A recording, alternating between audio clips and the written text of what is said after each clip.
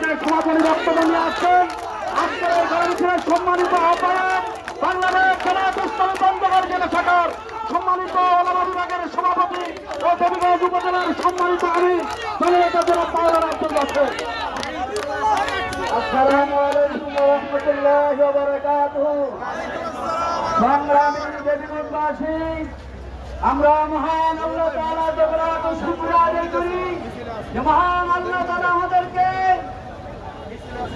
গত 24 সালে জুলাই মাস থেকে 5 আগস্ট পর্যন্ত আন্দোলনের সংগ্রামের মধ্য দিয়ে বাংলাদেশের চরম দুশ্মন, ইসলামের চরম দুশ্মন, দেশের জাতির ছাত্র স্বৈরাচার শেখ হাসিনা সরকারকে বিদায় করেছে। আল্লাহ তাআলা শুকরিয়া দিই, আলহামদুলিল্লাহ। আমাদের শহীদ তাদের রুহের মাগফিরাত কামনা করছি। আল্লাহ তাআলা তাদেরকে জান্নাতবাসী করুন। আর যারা আমরা তাদের সুস্থতা কামনা করছি।